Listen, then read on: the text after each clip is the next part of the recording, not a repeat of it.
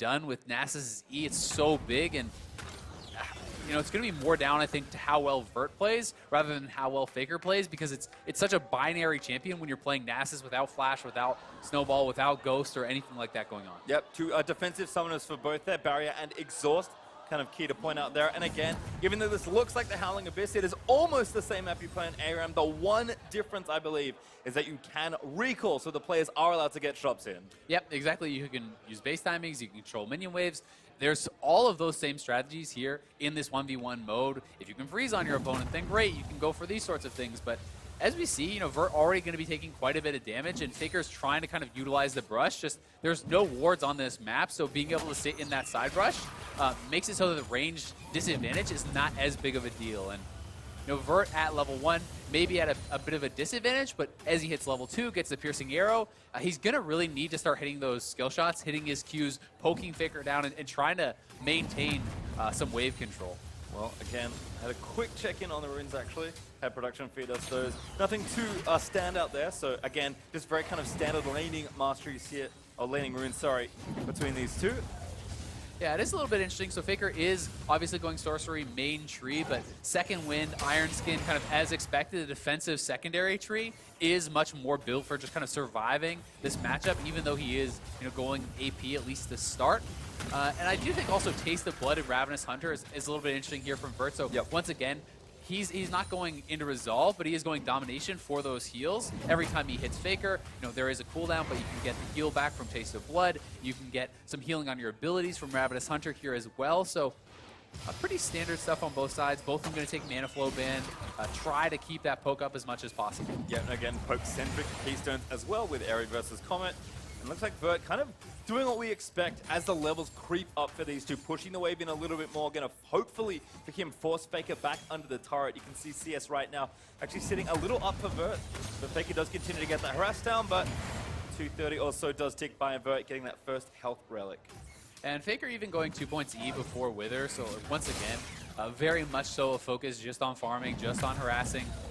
But I do feel like if Brtt can stabilize this is super winnable, right? This is really, the ball is kind of in his court as far as this 1v1 goes, because there's nothing surprising Faker can really do to you on a Nasus without a move block and without a summoner spell to actually close that gap. Yep, no Snowball, no Flash, no Ghost, no nothing to really get him in range. So there's going to be a lot of trading. Again, Brtt still up on CS, but looking a little low on health, unfortunately for him. Faker getting a bit better of the trades using that E constantly. And he is out of potions. So Brtt honestly is going to have to base. And if you base in this situation, you start to actually give up the minion advantage that you have, right? Because it is tied right now. Brtt is kind of trying to greed it out and see some of these last minions. But basing in this position, he's trying to hope basically that the cannon will delay Faker enough, and sees that he is going to be pushed in. But if you stay around too much, if you get hit by 1 or 2 more E's, you're very easily diveable. Yeah, certainly diving is possible in this game, but definitely a lot more dangerous when you don't have a mobility summoner. But again,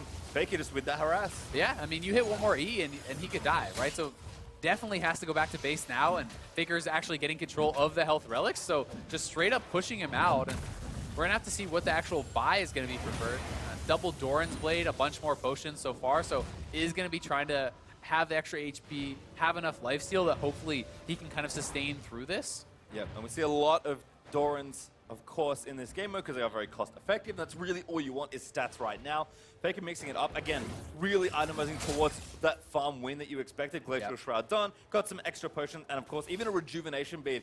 Doesn't seem like it makes a big difference in Summoner's Rift, but makes a very big difference in this game mode. Yeah, it certainly can, and when it's down to just kind of outlasting your opponent, any little bit of regen you can get is going to be useful. The Glacial Shroud, as you said, makes a lot of sense. Obviously, having a little bit of armor there is going to tank you up, but it's also for the mana, for the CDR there too, going to allow him to spam more and more and more E's, because if he cannot actually push Brtt back, if Brtt can kind of lifesteal and sustain actually through the damage that is coming out, it can start to get pretty rough, I think, for Faker on this Nasus, but I mean, so far so good for him. Yeah, and again, Faker's last hitting, I mean, is a player that's certainly renowned in his lane for being able to hit those creeps. I saw miss a couple here and there. I mean, it can be tough on any stage to actually last hit creeps, and if that's kind of the condition that you or your opponent, or both of you perhaps in this case, are going for, certainly not a good thing when you fall behind even a couple creeps. We've seen 1v1 matches go down to the literal last creep before, so halfway already there for both now, actually. 56 to 50 on that CS count. Yeah, and honestly, when you do start to get to the CS disadvantage, it can pressure you into playing more risky. It can pressure you into trying to all in or trying to do something crazy, which if the other players continue to play smart, just puts you at even more of a disadvantage. So, Faker definitely playing more of a slow approach than perhaps people would prefer from the 1v1s, but this could be his pick. This could be the strategy. We've seen Nasus come out in the past, but it, in my opinion, is just even stronger with the new runes because of Mana Flow Ban, because of Airy, because of some of these masteries that he has actually chosen. It's going to allow him to stay out there and not run out of mana for such a long time. Yeah, I mean, you can see that wave almost instantly evaporated as Faker, with now 4 points in that E, was able to Spirit Fire it down. Brtt continuing to take harass. Faker even has extra mana to burn there. And kind of looking at these two champions, we are now at above level 6, 8, and 7 for Faker and Brtt respectively. I don't think these are champions, though, that have particularly impactful ultimates as far as getting a kill. Maybe for Faker, it just keeps him alive in an all-in, which again, if you're going for a CS win, is all you need. Now he's actually 10 ahead. Yeah, and I mean, I'd say that Brtt has a very impactful ultimate for killing if you can poke your opponent down. But it's not like you can just ult a full HP Nasus, who has a Glacial Shroud, who has Barrier, who has Exhaust, and just kill him. And honestly, at this point, when you're down 15 CS and you just base now, it's your only real chance is trying to get some sort of an all-in. I don't think you can expect Faker to miss enough farm that is going to be a viable win strategy. Faker has an easy base right now. It's a serrated Dirk for Brtt, which is not going to be very effective. It's like that. Building flat armor pen is really strong against people who are not building armor, who are squishies, but because Faker already has a Glacial Shroud, he has tabbies now as well, it's not really going to get anything done for him, so it's looking pretty grim. I think tabbies is the huge buy there, actually. Yeah. I mean, that item is already insanely efficient in every game mode, and in this particular situation, it feels almost untenable for Brtt. Yeah, and when your opponent has no boots, Faker actually does have the option to try to run him down now. Because you have such a movement speed advantage, if he pushes up like this, you could actually try to go for more of the style play and just try to walk up and kill him. But for now, Brtt's got to kind of choose his moment. You're not going to win on farm by kind of playing it out slowly at this point. So you have to go for the all-in and kind of hope something's going to happen. Otherwise, it's getting close to kind of just a straight-up CS defeat. Yep, you've got pretty much 2 waves. Yeah, 2 waves. Faker hits 89, so not a lot left. Yeah, and I mean, at that point, Faker could just get the rest of CS from range with his E, right? And Faker may actually go for the all-in here, but might as well pressure, have a lot of health and your ultimate to work with. Faker waiting on that E cooldown, just gonna slam it down when he sees the moment. And again, more farm falls, only 5 left now for Faker. Even takes the relic off of Brtt's side of the map. Yeah, that's it, man. I mean, it's too late. He's gonna proxy. Go behind. Oh, gets Sand of Corruption. Maybe it's not on him though, so he's not really in any danger at all. He can just walk back out. This is the last wave he needs access to. I feel like Faker's kind of messing with him at this point. He still has his ultimate. He's just going to go into finish. He's got Barrier as well and Exhaust. Really nothing to worry about. Exhaust down there for Brtt, but the wave are just ticking down. Faker needs one more CS. They're going to go in for the Mono. Oh, Mono. And Exhaust down. A Barrier pop of Brtt, but Faker will get the final save.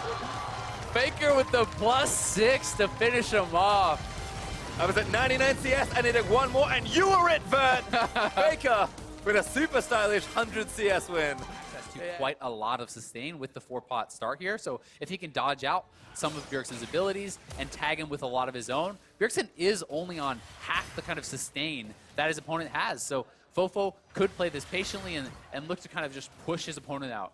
Well, Bjergsen getting that harass started, but Fofo again getting it going with the Comet after the E. Kind of fun point of pride between these two as well. Fofo, one of his bigger international stages here, after leading his team to 2 good-looking victories. Bjergsen, of course, a former 1v1 champion as well at the All-Star event. So both of these players looking to move on. And unfortunately for this event, it is best of 1, single elim, moving at least until you move into the later stages. So not a lot of room for mistakes. No, not at all. And it's going to be some really tight competition because I do think players are starting to take the 1v1 more and more seriously, kind of as a point of pride, right? It is this thing where there's no excuses really on the table. It is just you versus your opponent. It is not your team versus their team. And these guys want to show that they are the most dominant player on the Rift, that they can crush some of the competition. Yep, my hope for fun died when Grasp of the Undying Caitlyn was a thing. As Bjergsen actually taking a little too much damage here from Fofo, missing all his early skill shots here thanks to those boots and some deft movement there from Fofo. So Bjerg forced pretty far back towards this turret. Again, a nice dodge there of the Dark Sphere from Fofo. And when you lose control of the health pack like that, then that's essentially another full potion giving over to your opponent. So it's almost like you're in a situation where it's 5-2 as far as that regen goes, unless Bjergsen can reestablish control. But he's already had to use both of his potions. Still 3 left for Fofo. He does have the mana flow ban, so although he's a little bit low now, he's going to be able to regen quite a bit on that next spell. Does get a bit back there. Bjergsen just trying to keep the wave in a more comfortable spot, but Fofo is up more than a wave of minions right now. Bjerg again trying to hit back, but the turret also hits harder in this game mode too. It's not as easy as it is in SR to last hit those minions once they move towards the turret, and Fofo just playing up and aggressive, not afraid at all. Even going to start doing some turret damage as well. Yeah, and he's CSing very well. You know, already a couple CS ahead of there of Bjergsen, and Bjergsen is going to have to base. Fofo is actually going to decide to match that. I would have liked to see him try to pull up those minions and kind of clump them up, because if you do actually group them and then you base, more of your minions are going to be killed off by your opponents, but it looks like they've kind of stacked up anyway, so he is going to still have the benefit of that pushing towards him. That's going to give him even more of that CS advantage, and he's going to have a pretty nice buy, but actually pretty aggressive here. He didn't decide to go for the Doran's Blade. He's going double longsword to Bjergsen's Doran's Ring plus cloth armor, so this is a bit atypical to what we have seen in the past. Where people do really like to kind of just stack those Dorans because of their efficiency early on. Yeah, again, a bit more damage there. Aerie starting to do a bit of work as well for Bjerg. Fofo a touch behind on XP, but does tip over level 5 as the minions again need to get shut down under this turret. The other thing we have to keep in mind here is this is a Syndra versus someone who is not building MR. It's not like he's building a Hex Shrinker or anything like that. So there is still the potential to combo him down at 6. I mean, you see how much damage that is alone? If Bjergsen is 6 there, Fofo does have the potential to die, right? Yes, he has barrier exhaust, but if Bjergsen is able to get up on top of him and continue pumping in that damage, you can combo someone out. And I think in the best case scenario for Syndra, you're only going to get to use barrier in most of those situations, not exhaust you, as you likely won't be in range. So we'll have to see. Fofo, though, chewing through those potions, now only has 1 left. He is 6 and Bjergsen's 5, so he's kind of posturing aggressively here, but getting pretty low. Damage back, Chain of Corruption hits, Bjergsen out of mana, but has the summoners left. Fofo doesn't get too much off that ultimate. No, he did get a little bit of pressure, but I mean, he's running out of mana here now, and Bjergsen does kind of have the health advantage, and he has a mana flow ban proc right now, so he's going to be able to stay around and kind of continue to threaten his opponent. Is 6 now here also, so Fofo definitely has to be careful, especially as you kind of called out for Bjergsen. It's the same for Fofo. If you're not in range to exhaust on the ultimate, then that summoner is really not going to do you a lot of good, although you obviously still will have the barrier in your back pocket. Yep, Fofo though, grabbing a health relic. Going to help out a lot there as Bjergsen still a little low on mana. Grabs a relic though, that's much needed mana more than anything else.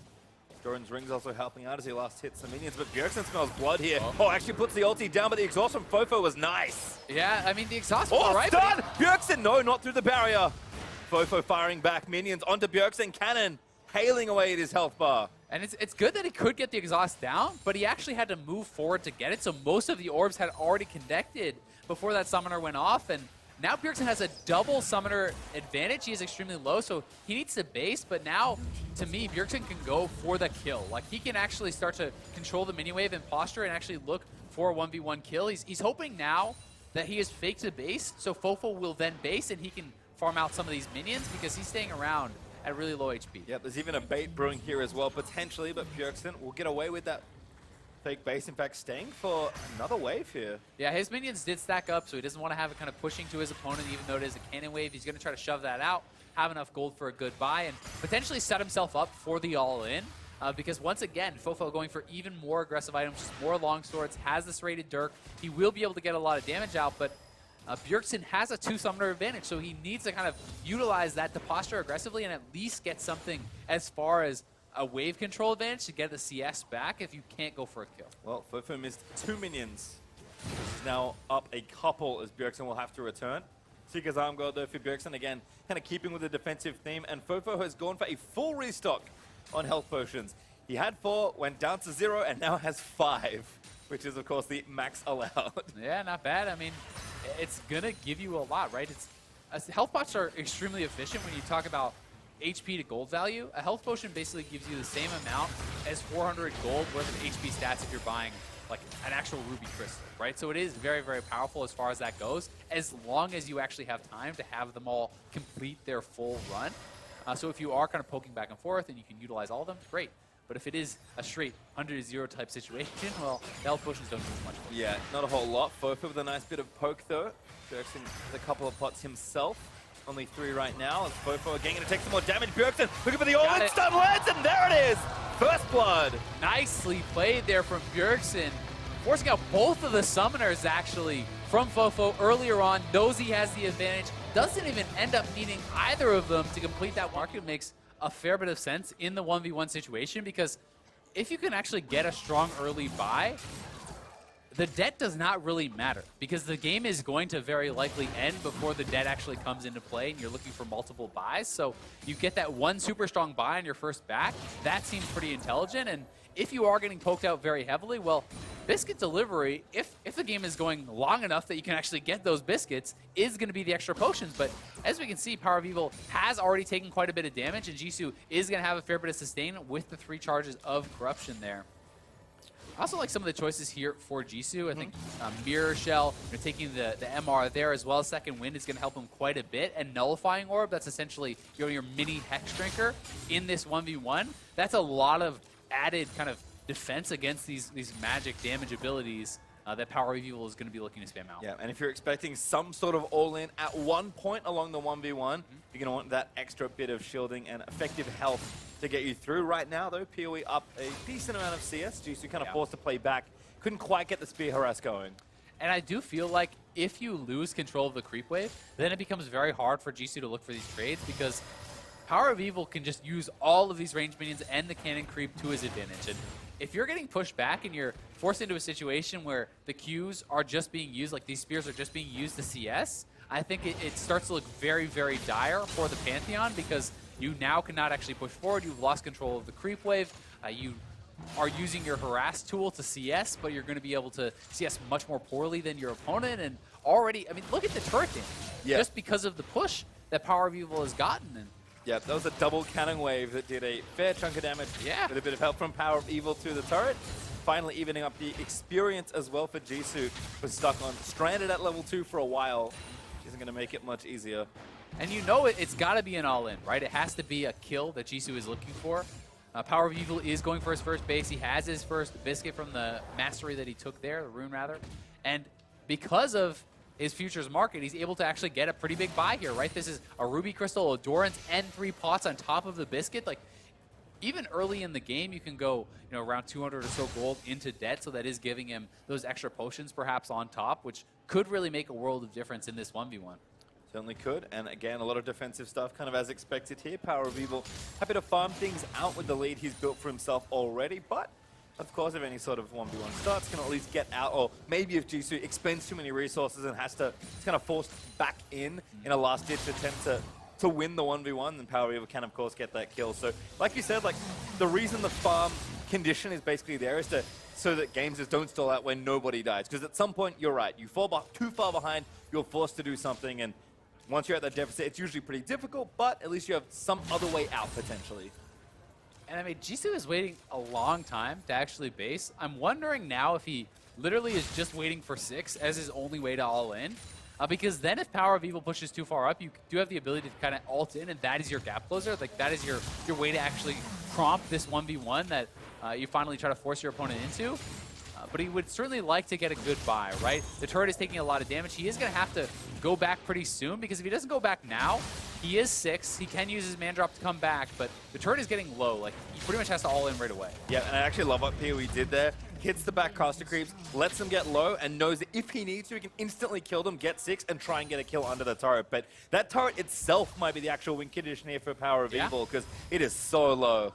Smart from PoE, though. Just go back, right? Yep. Buy as much defense as you can here. You already know you have basically secured the game just based on the turret damage if it does not end up in you getting all in. And that's why he goes back. He buys more potions. He buys another Ruby Crystal. That is a lot of extra damage that the Pantheon is likely going to be unable to put out. I mean, already 300 extra HP from the Ruby Crystal. He has the 4 potions on top of that. Yes, there is a serrated Dirk for his opponent, but it's going to be tough for Jisu. And it feels like it would probably require a mistake here from PoE for Jisu to really be able to find an opportunity, because you can just kite back, like, and you're going to continue to have better push than your opponent with the Orianna wave clear. So unless Jisu can find a way to ult in on PoE, I don't know how it really happens from this point. Yeah, pretty egregious mistake as well, but here's Jisu with the ultimate.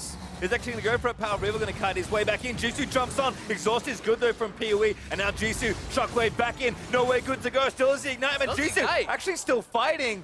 He might have gotten that kill there, but PowerOfEvil did have the barrier. And now he can push in. He can threaten the dive. He has to try to threaten the dive here. If he can get in, he's going. No, that's too far. Oh, it's very close. He got it. Oh my God, Jisu! You're kidding me. Jisu comes up with the miracle. Well, now I do believe. So the all-in can be pretty strong in a situation where perhaps Meiko is able to dodge a binding, dodge a knee, and then find a way in.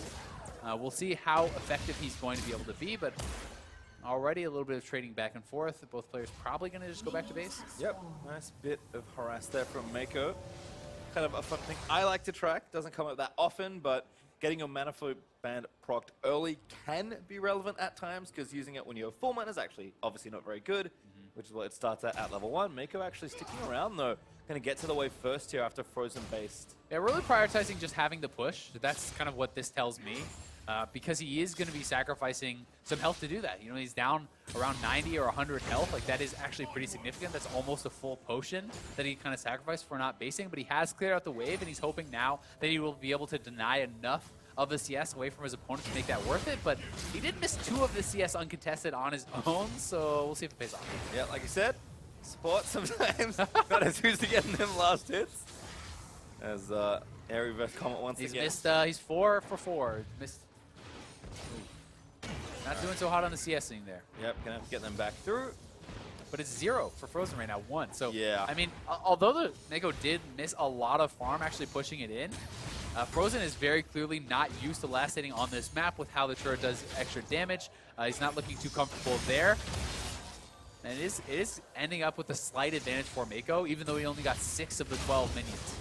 A step forward there for Meiko. I think trying to get out from under the radius of E. Part of the problem there, though, is Meiko is trading into a cannon wave, right? So he's actually stepping forward, and I feel like he actually won those trades as far as the damage that the opponents dealt to each other. But when Frozen has a cannon that's actually retaliating there, it's going to do as much or more damage in the early game oftentimes than your abilities are actually dealing. So you have to be very cognizant of who has more range minions, who has the cannons working to their advantage. And right now it's Frozen that does have that wave kind of pushing for his side.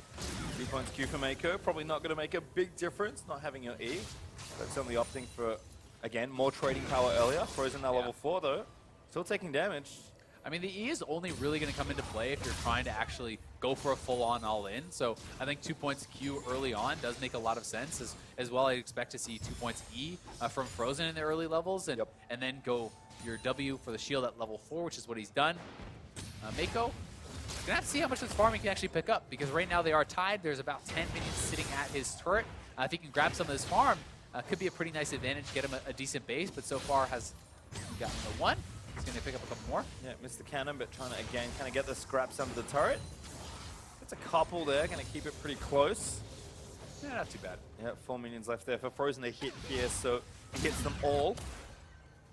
They'll still be pretty even. Meiko, they're taking a lot of harass as well, and this could be interesting on the back time as Meiko going to grab his relic. Nice dodge of that light binding there by Meiko. Lux's 6, certainly very relevant for some sort of, at least, harassment off.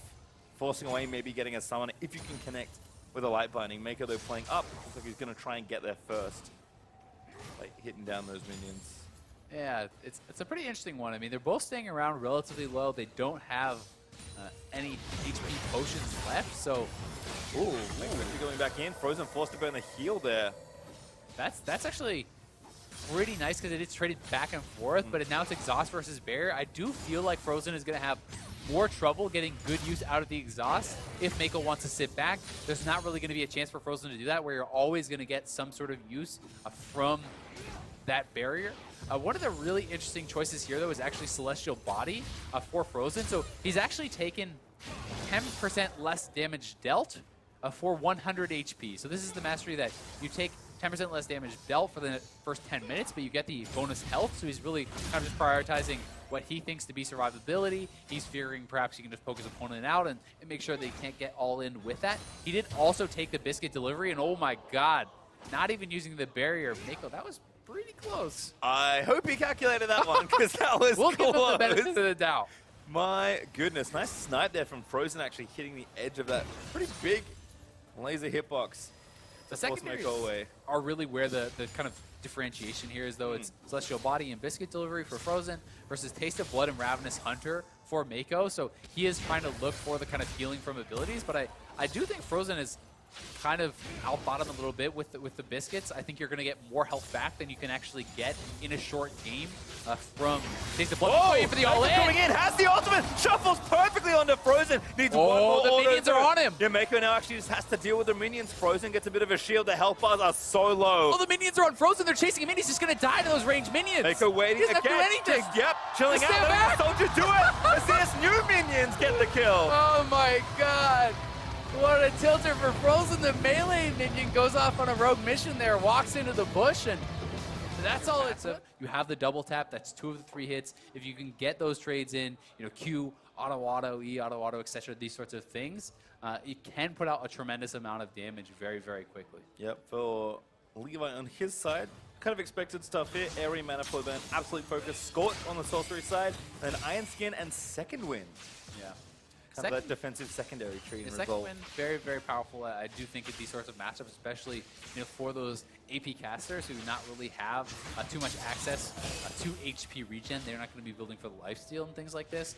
It's definitely interesting to see some of the choices, though, coming out of Uzi, actually going over heal, which is pretty interesting. Not a mastery. I see a rune rather taken hardly at all.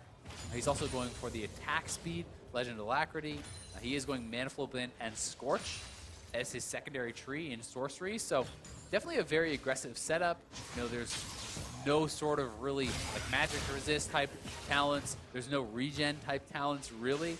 He is certainly set up to look for a kill, right? This is not really a kind of grind him out sustain them type of build. Certainly not yet, but a lot of flexibility here for Lucian.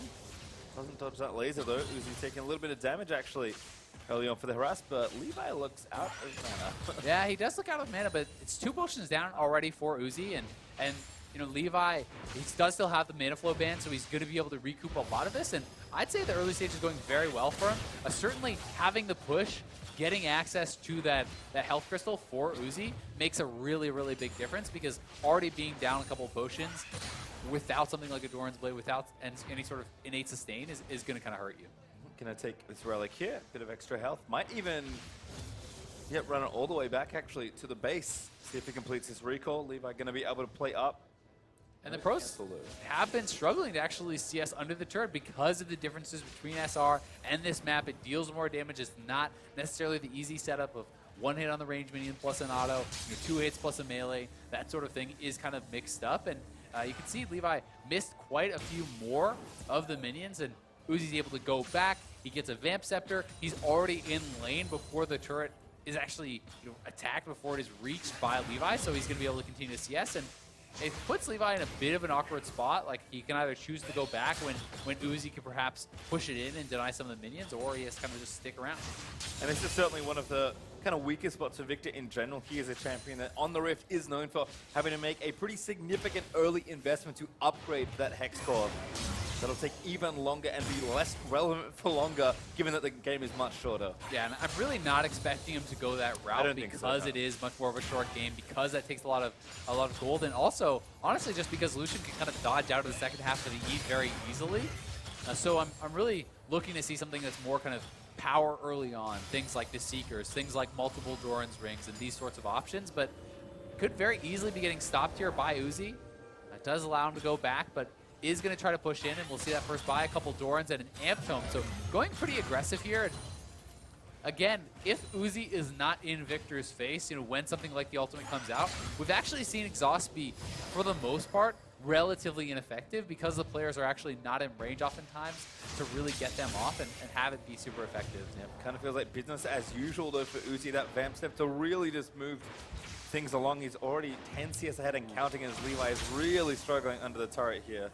Yeah, he is only 9 down now, but already when you're that far behind and you're missing a lot of them that are being pushed in, you're consistently being pushed in, you're already starting to think about, all right, I've got to kill him. Like, how do I do this? And that's what's going to be going through the mind of your opponent as well, right? Uzi goes back, he picks up 3 potions, the Doran's Blade, going to give him some more HP and even more of that lifesteal. So although he is kind of in his rune setup, very, very aggressive, he is getting a lot of lifesteal from the actual item purchases and going to be able to try to look for these trides, try to heal back up, and continually try to press any advantages. Just uses the culling there, going to get a bit of harassment and good chunk of the wave down again, shoving Levi back under that turret. I mean, when he's pushing min, he keeps getting the health relics, and Levi's already out of potions once again. Yes, he still does have his heal, but he's down below half HP. Uzi definitely looking very good so far in the 1v1. Again, kind of back to where he was. We saw him in this spot last year. Already halfway there. 52 to 38 now again. Uzi still keeping 10 plus ahead in the race for farm. Turret's even going to take a bit more chip here. Uzi just playing patiently. Yep, and I think that's really intelligent. Like, he knows he has the advantage. He's going to be able to likely force Levi back to base much faster because he has potions, because he has lifesteal, as long as he can trade relatively well. It has to be some sort of an all-in there for Levi. So Uzi going to play it out pretty safe, but Levi still will have his opportunities. The all-in at 6 is going to be very powerful. There's no flash available on Uzi, so if you use your dash poorly, if you get stuck in the Chaos Storm, that Victor ultimate, certainly potential to get taken down. Absolutely, as Levi even happy to play back a bit more. Uzi kind of ran low on health. And of course has to actually hit things to get lifesteal back. Levi has been quite accurate with those E's. Shooting out those lasers, he's been tagging Uzi almost every single time. So certainly very good skill shot accuracy so far from him. And has to dash out. But, like, those are the opportunities where if you use your dash defensively like that before the abilities come out and you do not back off as Uzi is doing, Levi can look for an all-in. But Uzi is playing it very intelligently. Ooh, actually trying to go in for something. Perhaps ulti down from Levi. Uzi going to walk out of that one. I don't even know if he hit the first tick. Like, that actually looked like it was just a straight-up whiff. Maybe caught him on the very edge, but either way, the ultimate being down and the summoner down, plus you're behind in farm is pretty brutal for Levi, and starting to look bit grim. And again, for all of Uzi's kind of signature aggression in 2v2, in 5v5, he's very patient. He wants to win. In the 1v1, exactly. He really wants to win again. Yeah, and I mean, he said it. No one has won 2 before. He's looking to be the first to do it, and sometimes that means playing for the smart win, right? Levi now has to try to push it out. He has to try to base, try to get something going. Try not to die. Uzi's looking for the all-in. Uzi diving in, exhaust down on both sides. Levi still running away, but Uzi going to chase him down! First blood! Nicely played there from Uzi. Kind of flexing his muscles on Levi. Mastery there on the Draven, and just to see how he wants to actually play this. No, this is not the way. POTT. Run for the hills. Yep. Cannot win auto attack trades versus Draven at level 1 unless they hold S. Also not at level 2 or level 3 or level 4 and keep on counting.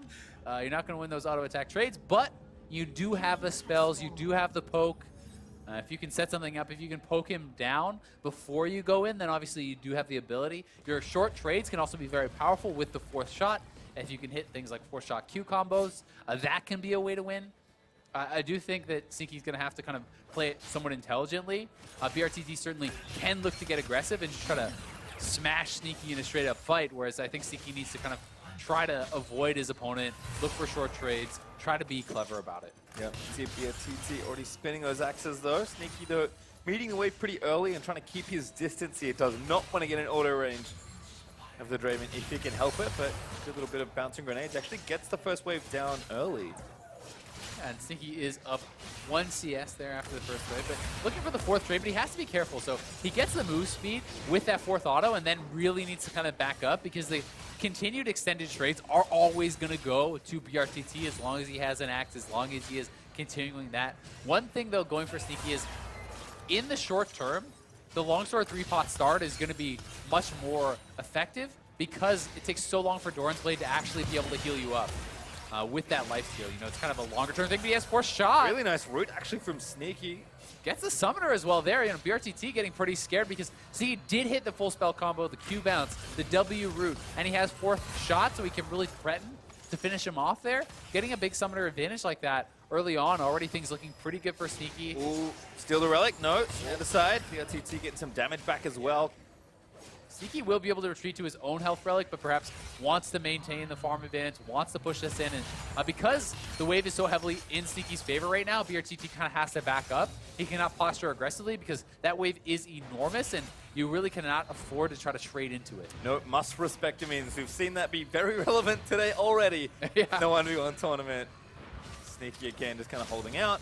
Can kind of go back to the relic almost any time, you have to think. So he's going to get some harass back down. Nice comet there. Root doesn't connect, but the damage is there, which is still relevant. Yeah, it doesn't get the auto, so can't actually trigger the root, but he hit his Q, he hits the comet, he hits his W. That's the way he's going to need to play it. It has to be more about the poke, about the abilities, not the straight-up auto trades, short trades, trades from distance. He is out of the 3 pots now, though.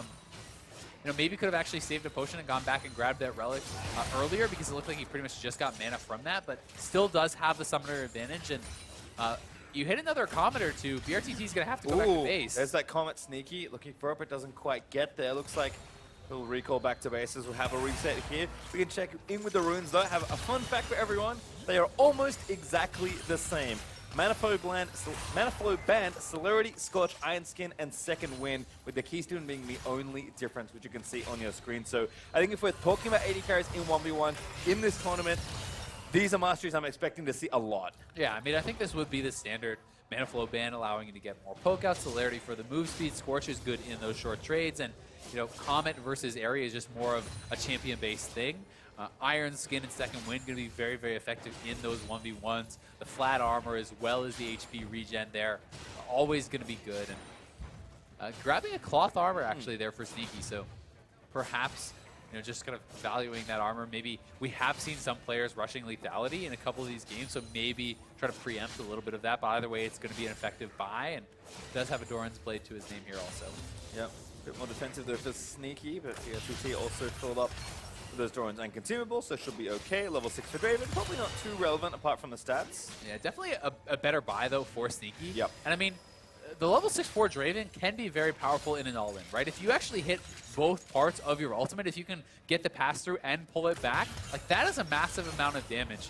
And likewise, for Jhin, if you can poke someone out, you can threaten the kill simply with your ultimate, or alternatively, try to use it to poke out your opponent to try to get potions.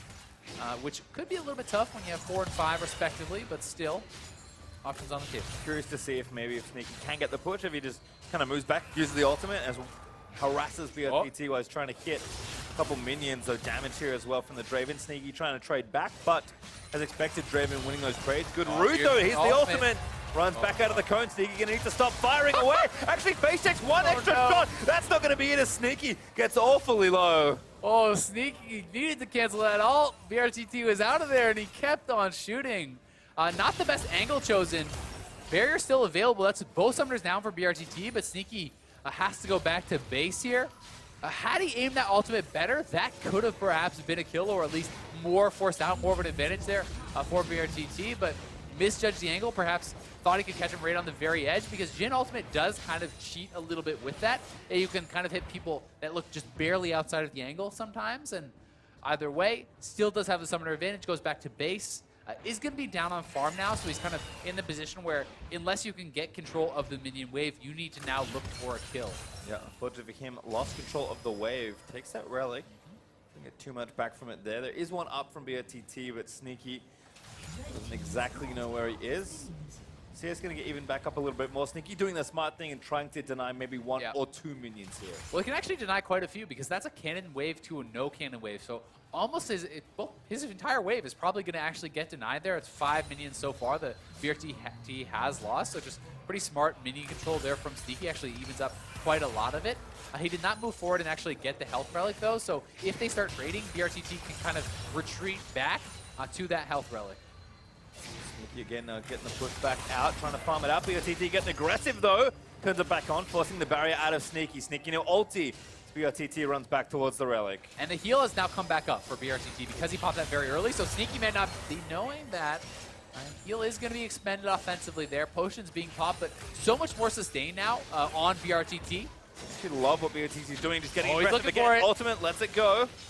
Sneaky dodged out of the other end of it. Yeah, I mean, Sneaky probably has to go back to base. He almost has his ultimate, and BRTT is low on mana, so perhaps that is why he feels like he could stay around. both of them back to no summoners again. The exhaust is going to be up relatively soon, but he's going to look for the ult. It's a great vantage point for the ulti, but Blood Rush there, going to hold on, misses that third shot. Fourth does connect. Not too much damage though. Yeah, the health pack came back. He has fourth shot, so there is some threat moving forward. Very, very close game so far. If BRTT can continue to pick up these minions, it'll stay pretty even, but he's looking for the all-in on Sneaky. Yep, wants to go in for it. Draven's W is so powerful in these situations. If he can keep catching axes and resetting it. Sneaky knows he just has to play so safe here. Yeah, I mean, BRTT has 3 Oh, potions. what a block! He has Vamp, he has double Thorin, so there's so much more lifesteal. Sneaky has to leave. Like, you cannot actually maintain control from this point. The buy will be pretty interesting here for Sneaky, so he is going to go straight tabbies. Not looking for lethality. Nope. He's trying to just have more kind of power in the 1v1 trades, and also having the move speed advantage is going to be pretty big because you can retreat away from that Blood Rush and also choose where you're going to kind of chase down on your opponent more easily. Yeah, pretty clear signal though for Sneaky. I want to farm this out and play defensive, at least for now. BRTT, they're going to get his recall in. Sneaky clears out these minions. Nice job there, getting, I think, all of them. And while it is certainly a defensive buy, the move speed can be used pretty aggressively, right? Because that in combination with celerity, you're also getting additional move speed on the boots because you have percentage move speed from that. So if you can actually, get that fourth shot and get it out before the retaliation comes in from Draven, that can kind of give you an offensive advantage. And, in these extended trades, tabbies are extremely effective, but he certainly does not have the offensive power there, so you're not looking for as devastating of an ultimate if you got something like a little bit of lethality. Yeah, the nice thing here is this is a very close game still. Well, mounting up towards the 90 CS count. Oh, Sneaky has the minion advantage here. Ooh, tries to get the root down for a bit of extra damage. I can't find it. BRTT going to turn it back on. Exhaust is down there for Sneaky. The minion's still just letting go under BRTT.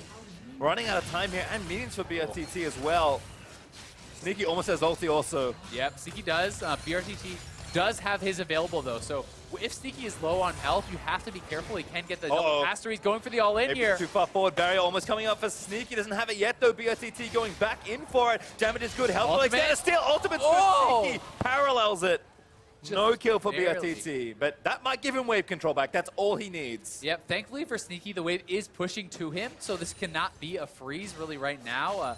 The wave should build up and push back. We'll see, because the cannon coming in from Sneaky, it should equalize. Definitely expecting BRTT to be at an advantage as Sneaky gets back to lane, but double Doran's Blade, some long swords, and this one going to be really, really close. We'll see if either player gets kind of nervous and tries to go for an all-in, thinking they're going to lose on farm, because this is pretty much dead even right now, but that's a big wave pushing towards Sneaky right now. That W missed a minion. That's almost heartbreak there for Sneaky. We're getting so close as BRTT just need to kill a few more minions. He's looking for the minion win. Looking for the crib. He is going to grab it. 1 CS difference. BRTT takes the win on farm.